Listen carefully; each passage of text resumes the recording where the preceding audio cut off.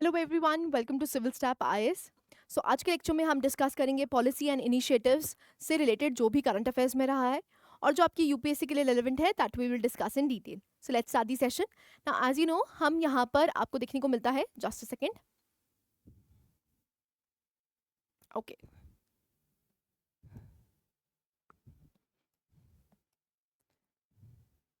हाँ जी। सो यहाँ पर आपको देखने को मिलता है कि हम यहाँ पर 9 सोर्सेज को कवर करते हैं।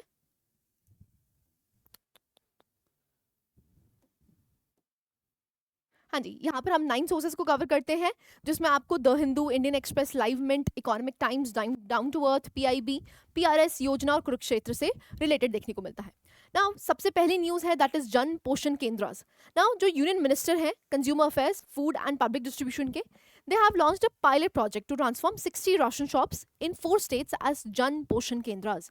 सो जो भी आपकी फेयर राशन शॉप्स हैं, उसको यहाँ पर क्या ट्रांसफॉर्म किया जा रहा है, इन जन पोषण केंद्रास। ना इसका मकसद क्या है वो हम जान लेते हैं। ना आप यहाँ पर देख सकते हैं, on the occasion he also launched FPS Sahay application. जो फेयर प्राइस शॉप्स हैं वहां पर सहाय एप्लीकेशन लॉन्च की गई है, एंड मेरा राशन ऐप, एक ऐप लॉन्च की गई है जिसका नाम है, क्या है, मेरा राशन ऐप।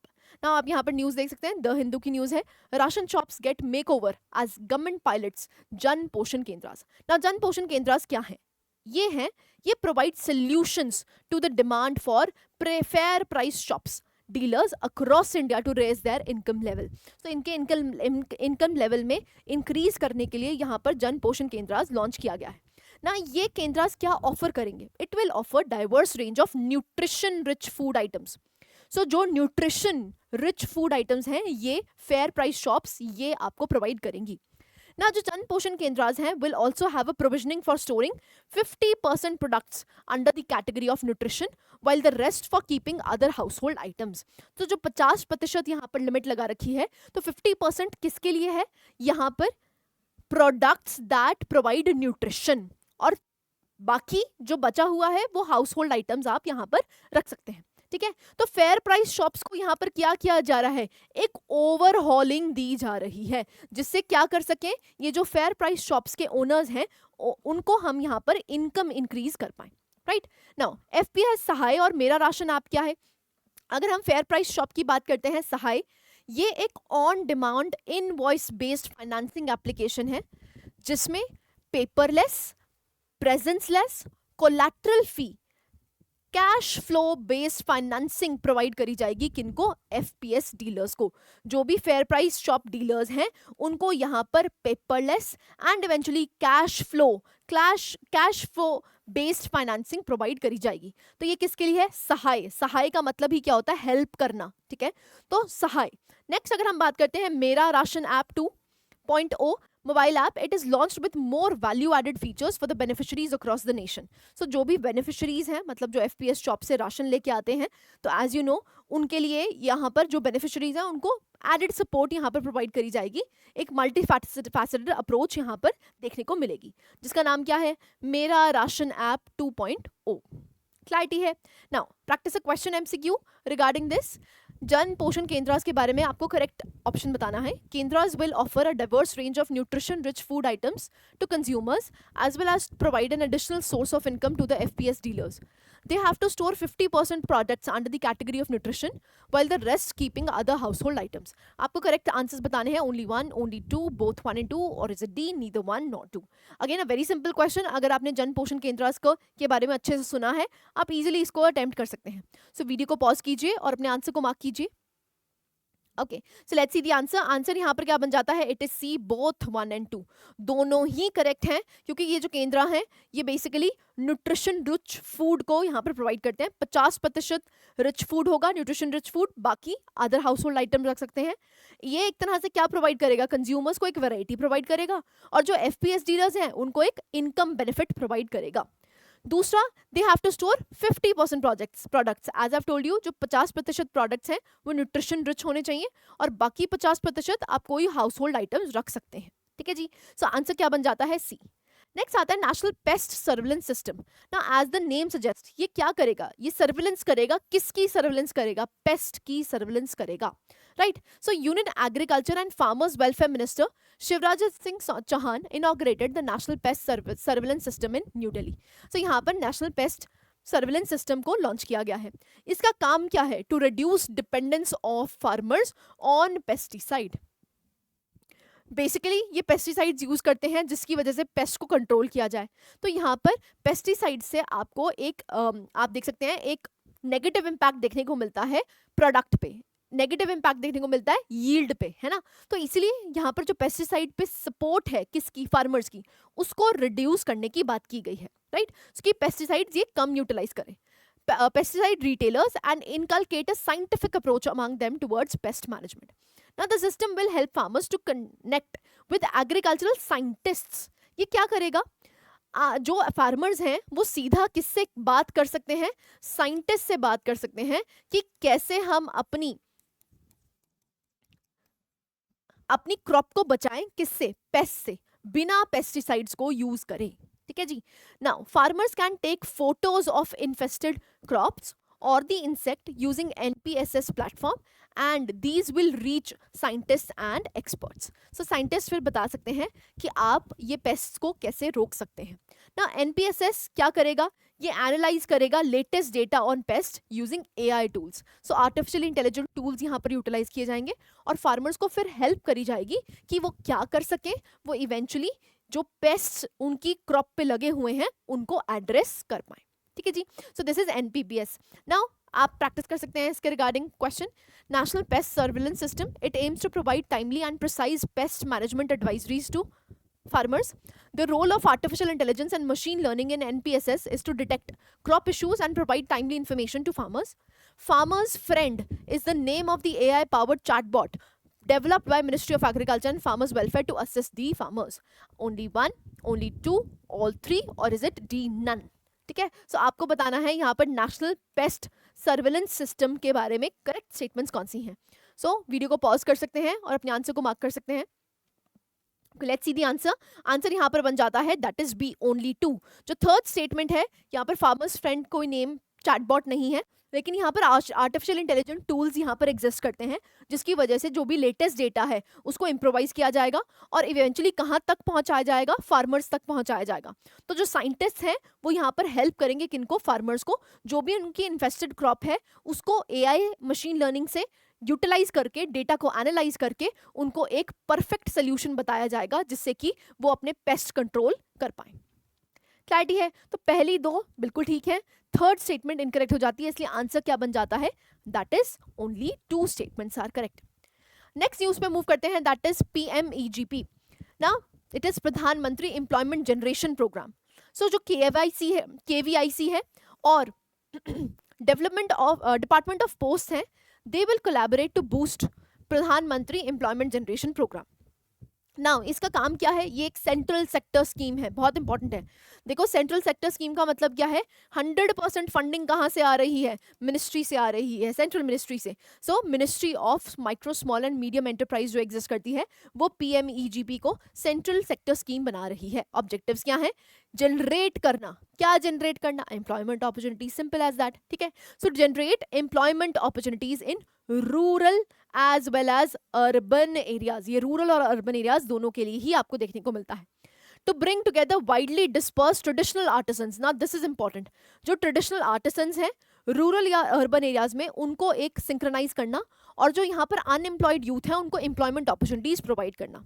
यहाँ पर सस्टेनेबल एम्प्लॉयमेंट लार्ज सेगमेंट को प्रोवाइड करना. यहाँ पर इंक्रीज करना वेज अर्निंग कैपेसिटी. एलिजिबिलिटी की बात करते हैं तो जो इंडिविजुअल्स अबव 18 ईयर्स हैं वो यहाँ पर एनरोल कर सकते हैं. There will be no income ceiling for assistance for setting up projects under PMEGP. So जो PMEGP के तहत जो प्रोजेक्ट्स लगाए जाएंगे तो कोई इनकम सीलिंग यहाँ पर नहीं दे रखी है. For setting up of projects costing above 10 lakh in the manufacturing sector and above 5 lakh in the business service sector, the beneficiaries should possess at least 8th standard pass educational qualification. Now this is important. ये eligibility है, आपके पास 8वीं का certificate होना चाहिए और यहाँ पर अगर आप 10 लाख से ऊपर मैन्युफैक्चरिंग का कॉस्ट सेटअप करना चाहते हैं या 5 लाख से अबव का कोई बिजनेस करना चाहते हैं तो आप PMEGP में बेसिकली क्या हो सकते हैं? एनरोल हो सकते हैं. ईयर्स कितने होने चाहिए, 18 साल से अबव होने चाहिए। इम्प्लीमेंटिंग एजेंसी कौन है, बहुत इंपॉर्टेंट है, it is KVIC which is khadi and village industries commission. इसके बारे में भी हम जानेंगे KVIC क्या है। सो KVIC एक स्टैट्यूटरी बॉडी है, याद रखना है। KVIC एक्ट के तहत जो कि 1956 में बनाई गई थी, ये किस ऑर्गेनाइजेशन के तहत आती है, ministry of micro small and medium enterprises. And KVIC का काम ही क्या है, प्लान करना, प्रमोट करना, ऑर्गेनाइज करना एंड इम्प्लीमेंट करना various developmental programmes for khadi and other village industries. छोटी छोटी जो विलेज इंडस्ट्रीज आपको देखने को मिलती है, तो PMGEGP का बेसिक मकसद यही है। तो ये इसकी इम्प्लीमेंटिंग एजेंसी है। क्या है implementing agency, you have to remember, याद रखना है। Now, practice an MCQ regarding this. With reference to PMEGP, consider the following statements. Its purpose is to facilitate generation of employment opportunities for unemployed youth across the country by assisting setting up of micro enterprise in the non-farm sector. KVIC is functioning as the nodal agency for implementation of the program at the national level. Correct statements बतानी है, one only, two only, both one and two, or is it D, neither one nor two? Again a very simple question, अगर आपने अभी read किया है आप easily इसको attempt कर सकते हैं। So वीडियो को पॉज कीजिए और अपने आंसर को मार्क कीजिए। Alright, we'll see the answer, answer C है, दोनों ही बिल्कुल करेक्ट है। ये क्या करता है, ये जनरेट करता है एम्प्लॉयमेंट अपॉर्चुनिटीज। कैसे, सेटअप करके माइक्रो और स्मॉल एंटरप्राइजेस, किस में, नॉन फार्म सेक्टर में, दिस इज इंपॉर्टेंट, ठीक है। सो यहाँ पर इंडस्ट्रीज को सेटअप किया जाता है, मैन्युफैक्चरिंग इंडस्ट्रीज को सेटअप किया जाता है नॉन फार्म सेक्टर से रिलेटेड जो है, जिससे कि क्या हो सके, जनरेशन हो सके एम्प्लॉयमेंट की। और इसकी नोडल इंप्लीमेंटिंग एजेंसी कौन सी है, KVIC। दोनों ही स्टेटमेंट्स बिल्कुल करेक्ट है, ठीक है जी। ओके, नेक्स्ट आता है Arogya Maitri health cube. Now Indian army जो एयरफोर्स है, recently conducted a first of its kind para drop of Arogya Maitri health cube, the indigenously made world's first portable hospital. Now this is important. आरोग्य Maitri health cube जो है वो world का पहला first portable hospital है। ये कहाँ पर काम आ सकता है, डिजास्टर प्रोन एरियाज में। सो जहाँ पर भी डिजास्टर हुआ है वहाँ पर ये मिनी क्यूब को हम लेके जा सकते हैं और वहाँ पर ट्रीट कर सकते हैं अप्रोक्सीमेटली मैनी पेशेंट्स, ठीक है। ये कहाँ पर वर्क हो सकता है, 15,000 फीट एलिवेशन पे भी इसको यूटिलाइज किया जा सकता है। सो इसीलिए जो भी डिजास्टर प्रोन एरियाज हैं उनके लिए काफ़ी ज़्यादा बेनिफिशियल हो जाता है फर्स्ट एड प्रोवाइड करना। क्लैरिटी है। नाउ आरोग्य मैत्री हेल्थ क्यूब के बारे में जान लेते हैं। तो ये वर्ल्ड का पहला पोर्टेबल हॉस्पिटल है। It is designed indigenously under project Bhishma, याद रखना है, बहुत इंपॉर्टेंट है। प्रोजेक्ट कौन सा है, Bhishma, that is Bharat health initiative for सहयोग हित एंड मैत्री, ठीक है। Now it contains medical equipments, इसमें मेडिकल इक्विपमेंट्स हैं, रादर एक मिनी ICU भी है, ठीक है। तो अगर किसी को इमीडिएटली ऑपरेट करना है तो यहाँ पर मिनी ICU भी एग्जिस्ट करता है, एक ऑपरेशन थिएटर भी एग्जिस्ट करता है, एक कुकिंग स्टेशन है, food, water and a power generator, very important, यहाँ पर पावर जनरेटर भी है, ब्लड टेस्ट इक्विपमेंट है, पावर जनरेटर है और एक एक्सरे मशीन भी है। तो तभी इसको क्या कहा जा रहा है, it is the world's first portable hospital. किस प्रोजेक्ट के तहत, प्रोजेक्ट भीष्म, याद रखना है, प्रोजेक्ट भीष्म। ना डिजाइन की अगर बात करते हैं तो यहाँ पर आपको क्यूब केज स्ट्रक्चर देखने को मिलता है, जिसमें आपको 3 फ्रेम्स देखने को मिलते हैं, जिसमें 12 मिनी क्यूब्स हैं। हर एक केज में 3 फ्रेम्स में आपको कितने क्यूब्स देखने को मिलते हैं, 12 मिनी क्यूब्स देखने को मिलते हैं। सो बेसिकली जो केज है it can fit 36 mini cubes including almost everything that can be packed for survival, ठीक है। कितने देर तक सर्वाइव कर सकते हैं, at least 48 hours to for 100 survivors, 100 survivors के लिए 48 आवर्स तक हम यहाँ पर काम कर सकते हैं। जो डिजाइन है वो अलाउ करती है 2 cages to be joint, joining of 2 cages, master cube 1 and master cube 2 including 72 cubes. 72 cubes यहाँ पर टोटल में हो जाएंगे, किनके लिए, 200 सर्वाइवर्स के लिए। Mini cubes are durable and waterproof, so ये ड्यूरेबल भी हैं, वाटर प्रूफ भी हैं, और यहाँ पर आपको डिफरेंट कॉन्फ़िगरेशंस देखने को मिलती हैं। ना these cubes are light and portable and can be carried by a single person, एक सिंगल पर्सन भी इसको कैरी आउट कर सकता है, a messenger bag, as a trolley और एज अ ब्रीफ केस। जैसे हम ब्रीफ केस को लेके आते हैं ना, वैसे इसको स्ट्रॉल किया जा सकता है, तो इट इज पोर्टेबल। ना it is very very crucial in the times of disaster में बहुत ज़्यादा क्रूशल हो जाता है, क्योंकि उस टाइम बंदों को बचाना सबसे पहली प्रायोरिटी होती है। तो ये जो वर्ल्ड पोर्टेबल फर्स्ट पोर्टेबल आपको मिनी हॉस्पिटल देखने को मिलता है, it is very very crucial, indigenously made है, right. Now the cubes can handle several sphere injuries को हैंडल कर सकता है, इंक्लूडिंग 40 बुलेट इंजरीज, अगर बुलेट इंजरीज हैं तब भी, 25 मेजर ब्लीड्स, अगर कहीं मेजर ब्लीडिंग हो रही है 25 पेशेंट्स उनको केटर कर सकता है, 25 major burns and around 100 head injuries, long limb fractures, spinal injuries, ये सबको केटर कर सकता है। The structure will also contain a tablet based application which can operate all 72 cubes. So ये 72 क्यूब्स को ऑपरेट कर सकता है एक टैबलेट एप्लीकेशन से। So it is very high tech, ठीक है। सो इसलिए ये काफ़ी ज़्यादा इंपॉर्टेंट हो जाता है। ये इंटीग्रेट करता है एआई को भी और डेटा एनालिटिक्स को भी, तो आर्टिफिशियल इंटेलिजेंस को भी इसमें इंक्लूड किया गया है। Now practice an MCQ regarding this. Arogya Maitri cube के बारे में बोला गया है, it is the world's first disaster hospital that can be airlifted. It has been developed indigenously under the project Bhishma.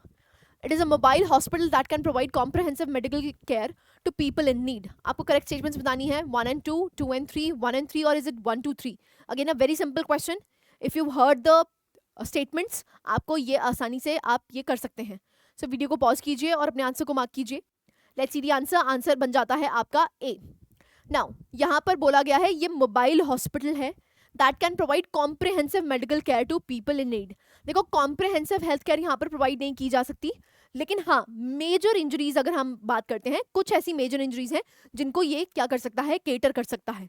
इसलिए यहाँ पर ये कहा गया है ये कॉम्प्रिहेंसिव नहीं प्रोवाइड कर सकता, बाकी ठीक है। ये वर्ल्ड का फर्स्ट डिजास्टर हॉस्पिटल है जो कि बेसिकली क्या कर सकता है, it can be airlift हो सकता है, and it has been developed indigenously under the project Bhishma, ठीक है। सो आंसर बन जाता है आपका ए।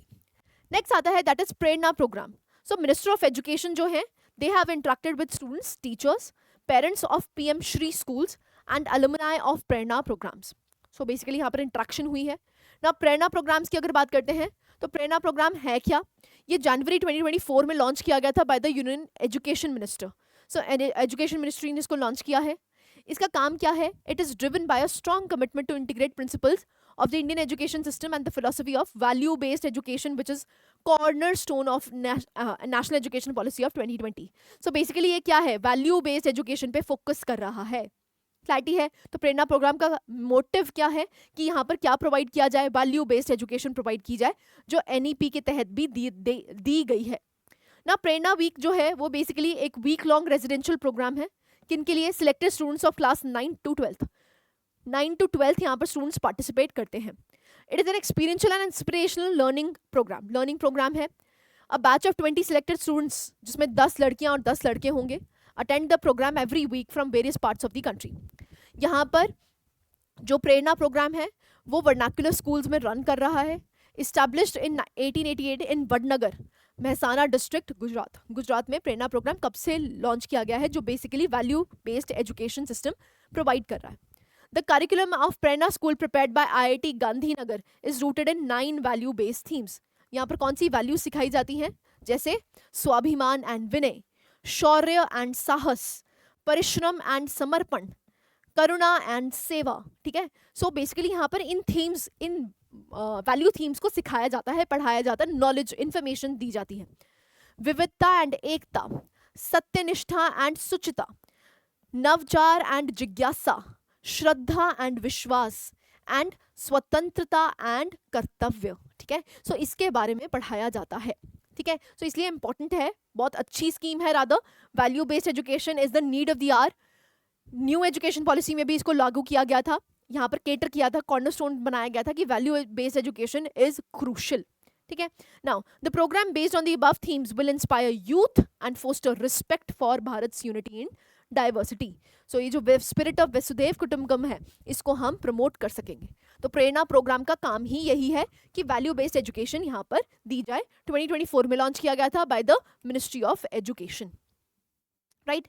ना practice an MCQ regarding this. आपके पास प्रोग्राम प्रेरणा प्रोग्राम के बारे में पूछा गया है, किससे रिलेटेड है, बहुत ही सिंपल क्वेश्चन है। आप वीडियो पॉज कीजिए और अपने आंसर को मार्क कीजिए। विल सी द आंसर किससे रिलेटेड है, it is related to education, ठीक है जी। सो आपसे इजी क्वेश्चंस भी, देखो यूपीएससी कभी भी ऐसा नहीं है कि 100 के 100 क्वेश्चंस ही टफ है। कुछ ऐसे क्वेश्चंस होंगे जो बहुत सिंपल होंगे, जो सभी करेक्ट करेंगे, ठीक है। सो अगर आपने प्रेरणा प्रोग्राम के बारे में पता होगा, आप इजीली इसको करेक्ट मार्क कर सकते हैं, विच इज एजुकेशन। क्लैरिटी है, ठीक है जी। So this was it, again we have completed जो आपकी न्यूज में इंपॉर्टेंट था, पॉलिसीज एंड प्रोग्राम से related, that we have done, right. Clarity है। So this was it from my side. I hope you like the lecture. Thank you very much.